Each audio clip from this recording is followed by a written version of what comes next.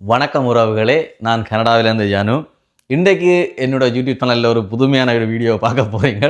இந்த பேக்ரவுண்டை பார்த்தாலே உங்களுக்கு தெரியும், ஒரு கிச்சனுக்கு நிற்கிறேன். ஸோ அப்போ உங்களுக்கு விளங்கி இருக்கும். நாங்கள் இன்றைக்கு ஒரு சமையல் வீடியோ பார்க்க போகிறோம். தொடர்ந்தும் பாருங்கள், என்ன சமையல், என்ன சாப்பாடு, எப்படி செய்கிறன்றதை நான் இலகுவாக உங்களுக்கு சொல்லித்தர போகிறேன். தொடர்ந்தும் வீடியோவை பார்த்து கொண்டு இருங்க. ஓகே, இப்போ நாங்கள் இன்றைக்கு என்ன சமையல் பார்க்க போகிறோம்னு சொல்லி சொன்னால், கோழி பொங்கல் செய்கிறது எப்படி என்று சொல்லி பார்க்க போகிறோம். தமிழாக்கள் கூட வெளிநாடுகளில் செய்து சாப்பிட்றத கோழி பொங்கல் என்னென்று செய்கிறேன்றது சொல்லி நான் உங்களுக்கு எளிமையான முறையில் நானும் பழகி கொண்டு தான் இருக்கிறேன். இருந்தாலும் நான் சரியான ஒரு சமையல் தெரிஞ்சவர்கள்ட்ட கேட்டு நான் அதை சொல்கிறேன் உங்களுக்கு. அதன்படி நீங்களும் பழகி கொள்ளலாம். என்னோட சேர்ந்து நீங்களும் சமையலாக பழகுறதுக்கு இது ஒரு நல்ல சந்தர்ப்பம். நான் முதல் தரமாக நான் சமையல் தொடங்கி இன்றைக்கு செய்ய போகிறேன்.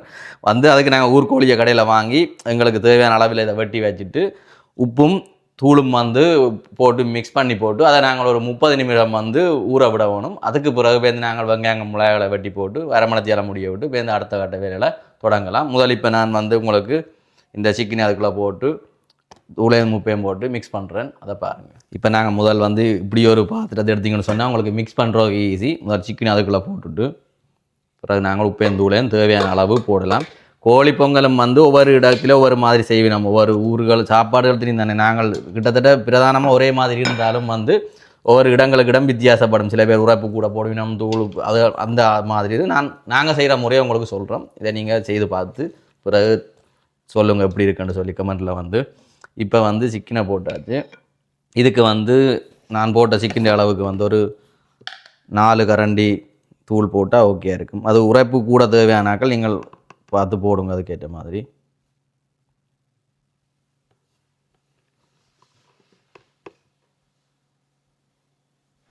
ஓகே, இது 3வது. ஒரு 4 தொடக்கம் 5 வரைக்கும் நீங்கள் போட்டுக்கொள்ளலாம். உரைப்பு நல்லா தேவையான ஆக்கள் கூட போடலாம். ஓகே, அதே மாதிரி தூளும் தூள் போட்டுட்டோம். உப்பும் தேவையான அளவு போட்டு கொண்டீங்கன்னா சரி. ஆளும் கணக்க தேவையில்லை. இந்த அளவு உப்பை நீங்கள் போட்டிங்கன்னு சொன்னால் சரி. சமையல் செய்கிற ஆக்களுக்கு தெரியும் நம்மள சாப்பாடுகளுக்கு எவ்வளோ உப்பு போடணும்னு சொல்லி. அதால் அதுக்கு உங்களுக்கு தெரியும், சொல்ல தேவையில்லைன்னா. புது ஆக்கள் பார்த்து கவனமாக அளவாக உப்பை போடுங்க. உப்பு கூடினா ஒன்றுமே செய்யலாம் போயிடும். பார்த்து போட்டுக்கொள்ளுங்க. ஓகே, இதை நாங்கள் இப்போ மிக்ஸ் பண்ணி போட்டு ஒரு 30 நிமிஷத்துக்கு ஊற விட போகிறோம்.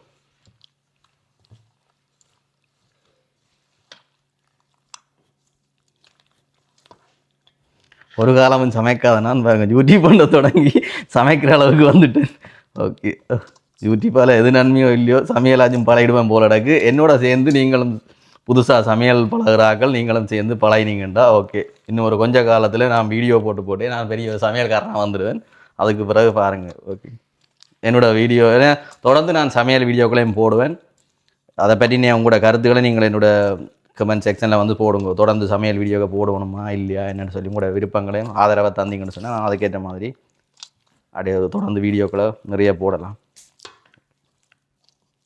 இப்போ பார்த்தீங்கன்னு சொல்லி சொன்னால் பாருங்கள், உப்பும் தூளும் சரியாக மிக்ஸ் ஆகின மாதிரி எல்லாம் கலந்து போட்டு நாங்கள் இதை ஒரு அரை மணி நேரத்துக்கு ஊற வைக்க போகிறோம். ஓகே, இது ஒயிட் ஒனியன் என்று சொல்கிறது, வெள்ளை வெங்காயம்னு சொல்லி. உண்மையில் ஊர் வெங்காயம், சின்ன வெங்காயம் போட்டால் இன்னும் நல்லா இருக்கும். எங்களுக்கு இந்த நேரம் அது கிடைக்கல எங்களுக்கு. அப்போ இன்றைக்கு இதுதான் இருக்குது. விரும்பினா நீங்கள் அந்த வெங்காயத்தையும் போட்டிங்கன்னு சொன்னால் கொஞ்சம் காரமாக இருக்கும். இது கொஞ்சம் காரம் குறைஞ்சது, உரைப்பு குறைவு வெள்ளை ஒனியன்னு சொன்னால். இப்படி சீவி போட்டு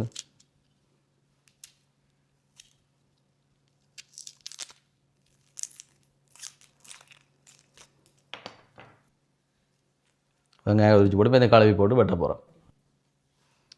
வெங்காயத்தை நீங்கள் வெட்டுறதுக்கு முன்னே மறக்காமல் வெங்காயத்தை கழுவி போட்டு எந்திரியங்கள் நீளமாக வெட்டி போட்டு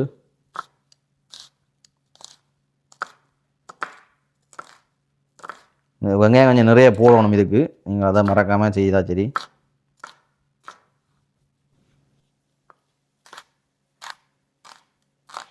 வெட்டேக்க கவனம், கையில் வெட்டி போடாங்க புதாக்கள். ஓகே, நான் எல்லாம் வெட்டி முடியும். உங்களுக்கு நான் இவ்வளோ வெங்காயம் வெட்டின எல்லாத்தையும் நான் உங்களுக்கு தனியாக காட்டுறேன். இவ்வளோ அளவுண்டு தெரியும் உங்களுக்கு. இன்றைக்கு கோழி பொங்கல் எப்படி வருதுன்றதை நாங்கள் பார்க்க போகிறோம் வீடியோவில். ஒரு மாதிரி வந்து வெங்காயம் வெட்டி முடிச்சாச்சு. அடுத்தது வந்து வெங்காயத்துக்கு பிறகு நாங்கள் வந்து பச்சை மிளகாய் வெட்ட வேணும். அதையும் நான் உங்களுக்கு காட்டுறேன் பாருங்க. இப்போ வந்து இப்படி மிளகாயை வந்து வெட்டுறதுக்கு முன்னே மறக்காமல் கழுவணும் எல்லாத்தையும். வந்து இதை வெட்டி நாங்கள் இதை பக்கத்தை வெட்டி கழித்து போட்டு இதை வந்து நாளாக நாங்கள் இப்படி பிள்ளை நீளமாக போடுறது தான் நல்ல. இப்போ இதை இப்படி வெட்டி கவனமாக கைக்கு வெட்டாமல் நாளாக வந்து நாங்கள் கீறணும். நான் வெட்டுறதால் கொஞ்சம் புளியாக இருக்கும். பார்க்குறாக்கள் சொல்லி என்னடா கைக்கு வெட்ட போகிறானேன்ட்டு நானும் பழகிறேன்றதான் முதலே சொல்லிட்டேன் உங்களுக்கு.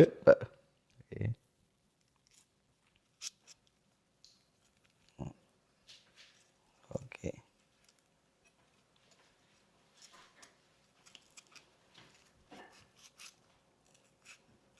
ஆபத்தான வெட்டு தானே என்னோட வெட்டு. நீங்கள் இதை போல பண்ணாங்க. இதை போய் இப்படி ரெண்டாக்கி போட்டு இதையும் வந்து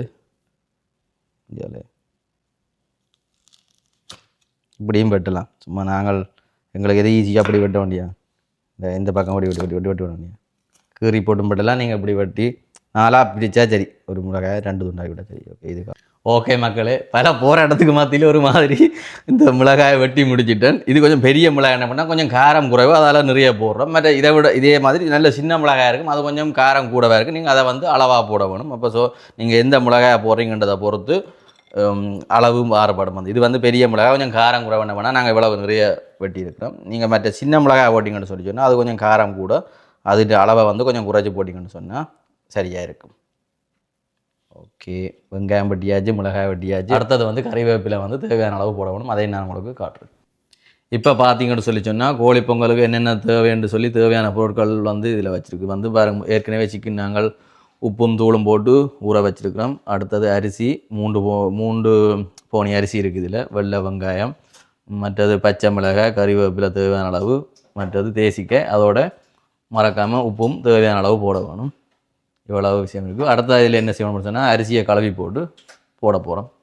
இதுக்குள்ள தான் கோழி பொங்கல் செய்ய போகிறோம். அடுத்ததாக வந்து இப்போ நாங்கள் கோழி பொங்கல் செய்ய போகிற பாத்திரத்துக்குள்ளே தேவையான அளவு தண்ணியை விட்டுட்டு நாங்கள் அடுப்பை ஓன் பண்ண போகிறோம்.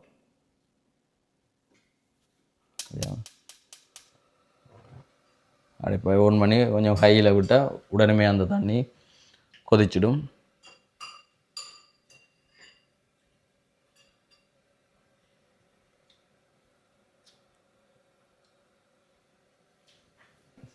ஓகே, இப்போ வந்து தண்ணி கொதிச்சிட்டுது. இப்போ நாங்கள் என்ன செய்ய போகிறோம்னு சொல்லி சொன்னால் சிக்கனை வந்து அவிய விட போகிறோம். இதை எடுத்து போட்டு பார்த்தீங்கன்னா சொன்னால் தண்ணி கொதிச்சு குபு குபுண்டு வந்து ஒன்று இருக்குது.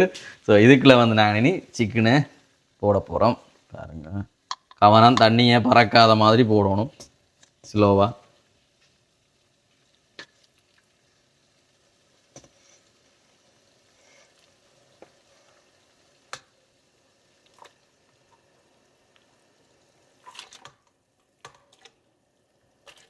இந்த சிக்கன் வந்து அரைவாசி அவிஞ்சு வர்ற கட்டத்து பிறகு நாங்கள் இப்போ இந்த அரிசியை போடலாம். ஸோ அதுக்கு கொஞ்சம் நேரத்தை நாங்கள் கொடுப்போம்.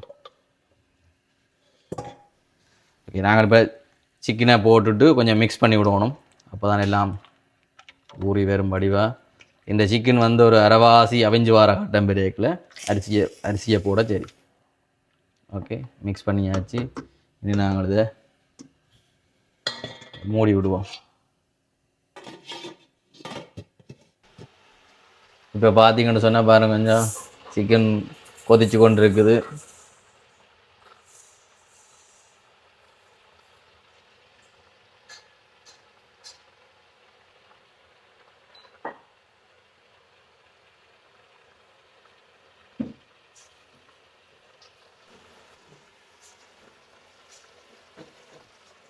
இப்போ நாங்கள் வந்து சிக்கன் அவிஞ்சிருக்கோன்றதற்காக மேக் ஷோ பண்ண போகிறோம். ஒரு அரைவாசி அவிஞ்சு வரைக்கும் நான் முதலே சொன்ன மாதிரி வந்து நாங்கள் அரிசியை போட வேணும்.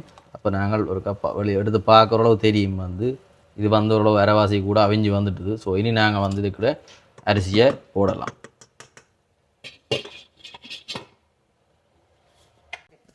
இப்போ நாங்கள் வந்து அரிசியை வந்து கழுவி எல்லாம் எடுத்தாச்சு. இனி என்ன செய்ய போகிறோம்னு சொல்லி சொன்னால் நாங்கள் அரிசியை வந்து இதுக்குள்ளே போட போகிறோம்.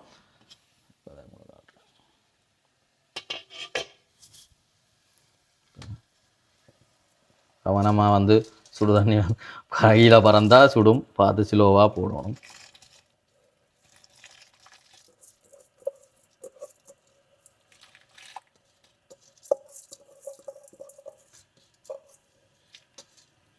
அரிசியை போடையே வந்து நாங்கள் வந்து உப்பையும் வந்து போட வேணும். அதை முதல் காட்டின அதே அளவு உப்பு போட்டால் சரியாக இருக்கும்.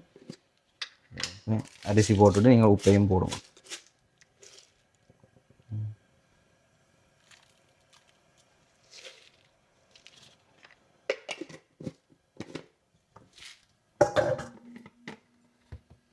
சமையல்லையே வந்து இலகுவான வேலை இப்படி மிக்ஸ் பண்ணுறது, மற்ற ஏதாவது போட்டு பொரிக்கிறேன்னு சொன்னால் அதை போட்டு அந்த எண்ணெய்க்குள்ள போட்டு வதக்குறது, இதுகள் தான் கொஞ்சம் ஈஸியான வேலை. அது எனக்கு விருப்பமான வேலை. சும்மா சமைக்கிற மாதிரி இருக்கும். ஆனால் அந்த அளவாக உப்புகள் தூளுகள் போடுறது வெட்டுறதல் தான் கொஞ்சம் கஷ்டமான வேலை. அதுக்காக இப்படியே நான் இதை மிக்ஸ் பண்ணி கொண்டே நிற்கிறாது. இதை நாங்கள் மூடி விடுவோம்.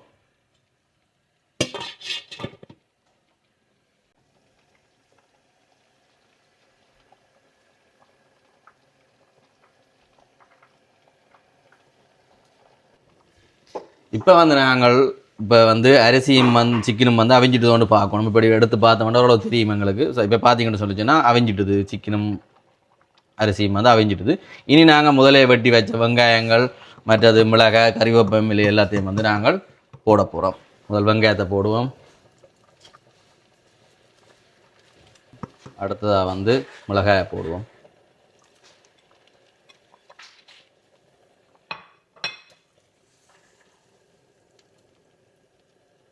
நான் முதலே சொன்ன மாதிரி இந்த மிக்ஸ் பண்ணுறது தான் கொஞ்சம் ஈஸியான வேலை எதுக்குல. அடுத்தது வந்து கறிவேப்பிலையே போடுவோம். பேசிப்புளி கடைசியாக தான் போடுறது எல்லாம். ஆல்மோஸ்ட் கோழி பொங்கல் ரெடியாகி கொண்டிருக்குது. சாப்பிட்றதுக்கு நாங்களும் ஆவலாக இருக்கிறோம். ஓகே, இப்போ பார்த்தீங்கன்னு சொல்லி சொன்னால் வந்து இது வந்து பாருங்கள், ஆல்மோஸ்ட் வந்து எல்லாம் குக்காய் வந்துட்டுது. கோழி பொங்கல் ரெடி ஆகிட்டுது. இப்போ என்ன செய்ய போகிறோம்னு சொல்லிச்சுன்னா, இனி நாங்கள் வந்து அடுப்பை ஓஃப் பண்ணி விட போகிறோம். ஓஃப் பண்ணி விட்டு கொஞ்சம் நேரத்தில் வந்து இதில் அந்த தண்ணி எல்லாம் வந்து வத்திடும். அதுக்கு பிறகு இப்போ இந்த ஆறின பிறகு கொஞ்சம் நாங்கள் தேசி புளியை விட்டுட்டு மிக்ஸ் பண்ணி போட்டு சாப்பிடக்கூடிய மாதிரி இருக்கும். ஓகே, இப்போ பார்த்தீங்கன்னு சொல்லி சொன்னால் நான் முதலே சொன்ன மாதிரி வந்து பாருங்கள், அடுப்பெல்லாம் ஓஃப் பண்ண பிறகு தண்ணி எல்லாம் வற்றி பாருங்கள் இப்போ ஒரு பொங்கல் வடிவத்தில் வந்துட்டுது. இனி நாங்கள் இப்போ இதுக்கு தேசி புளி விட போகிறோம். சரி பாருங்கள். ஓகே,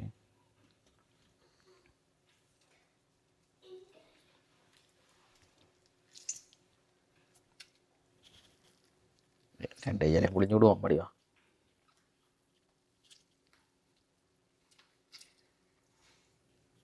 தேசி புளியை போட்டு வடிவாக மிக்ஸ் பண்ணி விடுவோம். எல்லா இடமும் இதே உப்புகள் தூள் எல்லாம் சுவரினா தான் நல்ல டேஸ்ட்டாக இருக்கும். நாங்கள் ஸோ வேலியாக சமைச்சு கொஞ்சம் நேரம் விட்டு சாப்பிட்டா நல்லா, அதுக்காண்டி ஆறுனாலும் டேஸ்ட் இருக்காது. ஸோ உப்புகள் புளி தூள் எல்லாம் சுவரிட்டு தோண்டு தான் மேக் ஷோ பண்ணுங்க சாப்பிட முடியும். ஓகே, இப்போ வந்து கோழி பொங்கல் ரெடி ஆகிடுது. போட்டு சாப்பிட்டு பார்த்து சொல்கிறேன் எப்படி இருக்குன்னு சொல்லி. பாருங்க, பார்க்கவே நல்லா தான் இருக்குது. இனி சாப்பிட்டு பார்ப்போம்.